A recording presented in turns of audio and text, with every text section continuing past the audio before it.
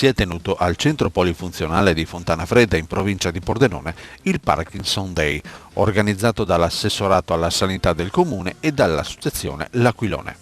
Il Parkinson Day è una giornata dedicata al morbo scoperto dal medico inglese James Parkinson.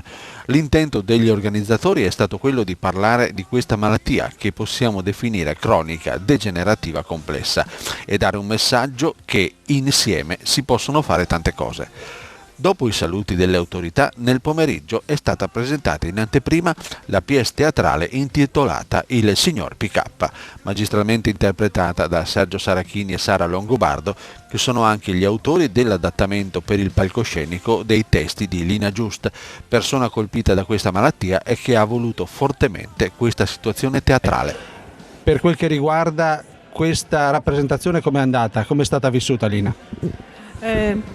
Per me è stato tutto molto emozionante perché non me l'aspettavo, una platea così, diciamo, con tanta gente. Mi sembra un sogno che tante persone siano venute a vedere questo spettacolo. È un tentativo di voler mostrare agli altri quello che è la malattia del Parkinson, vero? Ci sono riusciti? Io adesso ho raccolto un attimo le opinioni delle persone e tutti sono concordi nel fatto che abbiamo toccato questo spettacolo, abbiamo toccato il segno nelle persone malate e nei loro familiari, praticamente la storia che viviamo tutti. In questo caso stiamo parlando dei familiari che sono allo stesso modo dei malati impegnati in questo percorso di vita. Sì, tutti i familiari subiscono la malattia assieme al malato stesso. Sarebbe anche il caso di farlo mostrare in giro, diciamo, questo pezzo teatrale anche a chi magari non conosce il vostro mondo? E penso di sì, perché nessuno può essere escluso, a tutti può succedere, oppure può capitare di conoscere delle persone che hanno questo problema, per cui si sa. Io dal primo momento che mi sono ammalata ho sempre pensato di non nascondermi e che sono anche fortunata ad avere una malattia che mi permette di raccontare quello che provo, perché così la gente mi può capire.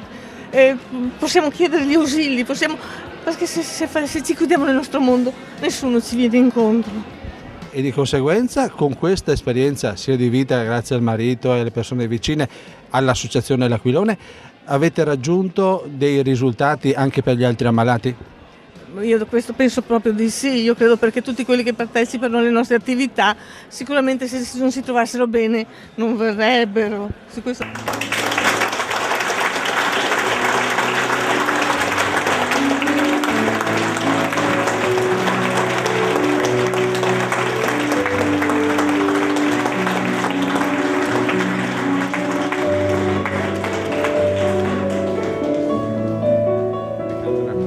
È appena terminata la prima di esordio del signor Pick-up. Abbiamo i due protagonisti. Come è nata questa storia? Questa storia è nata a seguito di uno spettacolo teatrale che io e Sara facevamo con la nostra compagnia teatrale nel febbraio dell'anno scorso al Concordia. Alla fine dello spettacolo tra il pubblico c'era Lina con i suoi amici, Lina Giust, che è la moglie del presidente dell'associazione L'Aquilone, Luigino Cao. È venuta dietro le quinte e lei, con il suo sorriso e con la sua forza, fin da subito mi ha detto: io voglio che tu mi scrivi un qualcosa, una storia, un qualcosa che riguardi la mia storia di parkinsoniana. E come avete diviso le parti? Come avete studiato questo testo? L'abbiamo praticamente creato insieme, proprio a tavolino si può dire, proprio sulla base delle testimonianze scritte che Lina ci ha sempre inviato. E sulla base di questo Sergio ed io abbiamo lavorato, ricostruito e ambientando la situazione il più possibile vicina a quella che era la realtà vissuta da Lina, insomma. Il testo, diciamo la parte che riguarda la moglie, come è stato fatto da voi due? Perché in realtà è il vero supporto all'ammalato. E non è stato facile, perché vivendo la parte del familiare capisci quelle che sono veramente le difficoltà di chi vive a fianco ad una persona affetta da una malattia così progressiva e così degenerativa. E non è stato semplice, anche e soprattutto a livello caratteriale, perché c'erano dei momenti in cui magari tendevi ad utilizzare più le armi della irritabilità, se vogliamo, piuttosto che quelle della dolcezza, perché magari d'istinto ti veniva di reagire in un certo modo, ma sapevi che dovevi dosare per poter magari sostenere la persona affetta, che è il tuo familiare, la persona che ami, insomma. Come si entra nella parte di una malattia di Parkinson? Si entra con tanta fatica, con tanto sforzo, si studia il personaggio e quando si fanno le prove senti un nodo in gola che ti stringe perché pensi alle persone che vivono quella malattia. Io l'ho vissuta a livello teatrale, però posso dire che veramente è come se l'avessi avuta addosso in quel momento. La mano che trema, un'andatura studiata barcollante, sì, voi avete studiato per un po' di tempo. Questa rappresentazione ci sarà ancora da altre parti? Questa rappresentazione sicuramente può essere certamente collocata in diciamo, eventi a carattere di dibattito come oggi qui a Fontana Fredda, quindi con esperti del settore, addetti ai lavori, autorità magari anche, per sensibilizzare praticamente le famiglie, magari anche giovani. Sì, poi ha anche una durata tale che le può permettere appunto un facile inserimento anche in un convegno, in un dibattito. Abbiamo appunto pensato di non fare una cosa particolarmente lunga, in modo tale che possa facilmente essere inserita. In altre parti, magari anche in qualche altra parte d'Italia. Perché no? Accettiamo proposte. Già abbiamo adesso il 25 di maggio che c'è l'incontro regionale delle associazioni parkinsoniane a Tricesimo e lì replicheremo. E lì ci vedremo di nuovo, grazie. Anche d'affetto proprio ogni volta che... È stato inoltre presentato un video curato proprio dall'Aquilone che interpreta nella maniera da parte dell'ammalato e da parte del sano la vita degli ammalati di Parkinson, con immagini, interviste e delle semplici esempi per quel che riguarda la malattia di Parkinson.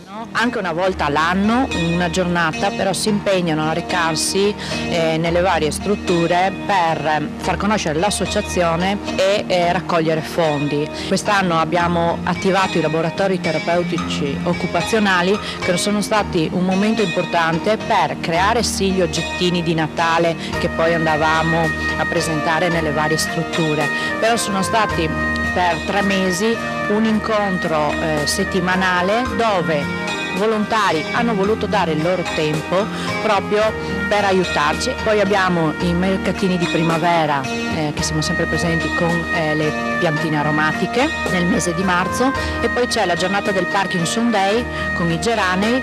E questo Parkinson Day è un grande successo, signor Sindaco, in una struttura come la vostra, a cui voi avete dato la sede all'Associazione Aquilone, centinaia di persone per questa giornata particolare.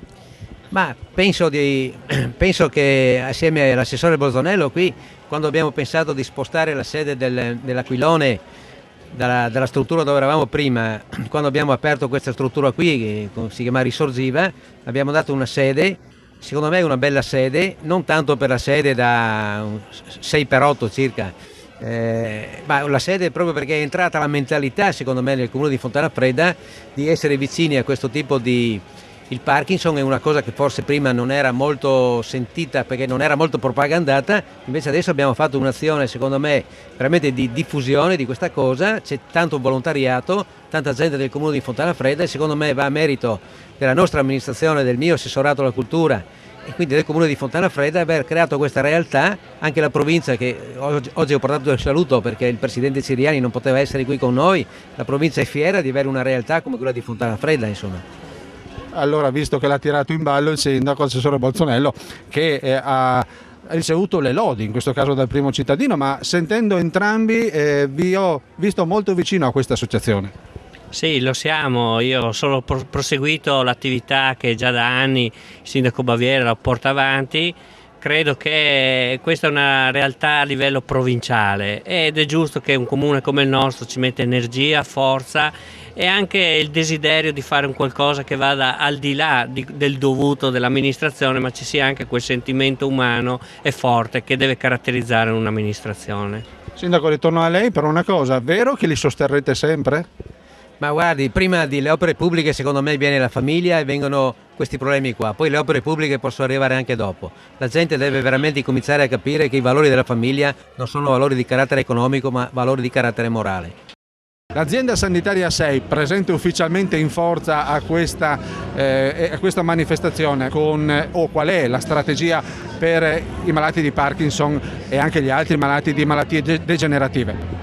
Beh, sicuramente l'attenzione dell'azienda nei confronti delle malattie cronico-degenerative è un'attenzione continua e anzi proprio quest'anno il programma dell'azienda è quello di rivedere un po' quella che è la politica dell'assistenza riabilitativa in modo tale da poter offrire ancora di più e meglio un'assistenza sanitaria a queste persone che hanno problemi di cronicità e che quindi hanno bisogno in maniera continuativa, prolungata di un'assistenza. E sotto questo punto di vista ci saranno delle iniziative importanti legate sia alla presenza di un neurologo in tutti i distretti, sia per quel che riguarda l'aumento dell'offerta dei fisioterapisti, sia anche l'avvio di una collaborazione a Maniago per quel che riguarda la riabilitazione in acqua di queste persone. Qual è l'importanza dei servizi territoriali per ammalati di malattie in genere, in questo caso degenerative? L'importanza è straordinaria, nel senso che queste sono persone che hanno in alcuni momenti della loro vita bisogno di servizi specialistici ospedalieri, ma per tutta la durata della loro vita hanno bisogno di aiuti, hanno bisogno di fisioterapia, hanno bisogno di riabilitazione in senso allargato, hanno bisogno di contatti con le altre persone. Sono persone che vanno accompagnate continuamente e quindi devono essere seguite. Hanno bisogno di tutti quei servizi che sono a disposizione, che dovrebbero essere a disposizione del cittadino in tutti i momenti della loro giornata, giorno e notte. Sono quei servizi che purtroppo sono ancora in fase carente nel territorio nazionale. Qui in Friuli le cose vanno discretamente, però dobbiamo ancora crescere. Stiamo cercando di portare avanti una crescita di servizi che hanno sempre più un contatto diretto con la persona.